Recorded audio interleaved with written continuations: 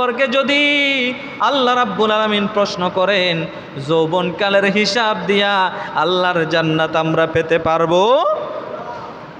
এমন অনেক সময় আমরা কাটিয়েছি, যৌবনকালের ইবাদতের সময় ছিল, ওই ইবাদতের সময় যৌবনকালটা যদি আল্লাহর পথে যদি কাটাইয়ে দিতে পারতাম, যৌবনকালটা যদি আল্লাহর হাবিব যেভাবে বলেছেন সেভাবে কাটাইয়ে দিতে পারতাম, আমরা যারা বৃদ্ধ হয়ে গেছি, এখন যারা আপনারা বৃদ্ধ আছেন, একটা সময়ে যৌবনকাল আপনারা কাটিয়েছেন, যৌবনকালের হিসাব আল্লাহ করবেন।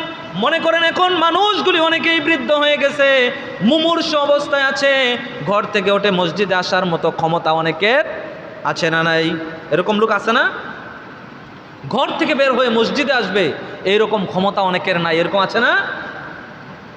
তখন ফেরেশতাগুলি তারা দুই দলের ফেরেশতারা কারাকারি লাগাইয়া দিবে।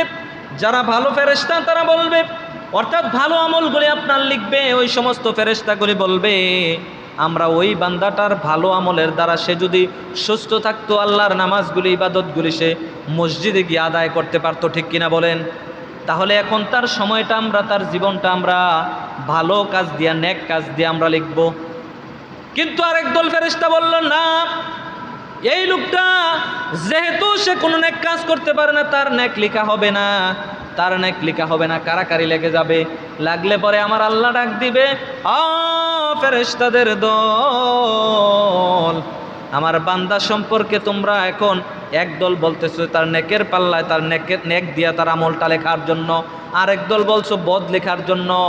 এখন তোমরা তাকাও, আমার ওই বান্দা যৌবনকালটা কোন পথে অতিবাহিত করেছিল, যৌবনকালটা বান্দা যেই পথে অতিবাহিত করেছিল, তোমরা সেই ফেরেশতারা সেটাই লিখো। যদি ভালো কাজ করে থাকে তাহলে আমলটা ভালো করে দাও, আর যদি আমল খারাপ হয়ে থাকে যৌবনকালে, ওই বান্দার আমল নামার মধ্যে যে বদ আমল আছে তার আমল নামার মধ্যে বদ আমল দিয়া দাও। তাহলে আমাদের জিন্দেগিটা, যৌবনের জিন্দেগির ইবাদত আল্লাহর কাছে দাম বেশি নাকি কম? বেশি না? অবশ্যই বেশি আল্লাহর কাছে, কারণ যৌবনকাল এমন একটা কাল, যৌবনকালের ইবাদত আল্লাহর কাছে সব চাইতে বেশি গ্রহণীয়। সুবহানাল্লাহ বলেন। শাবুন নাশাতু ফি ইবাদাতিল্লাহ, কাল কিয়ামতের ময়দানে আরশে আজিমের নিচে 7 শ্রেণীর লোক আল্লাহর আরশের নিচে স্থান পাবে।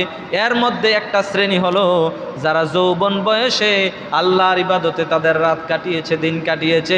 চিৎকার মেরে বলি সুবহানাল্লাহ। তাহলে ইবাদতের জন্য সর্বোত্তম সময় হলো যৌবনকাল। সুবহানাল্লাহ।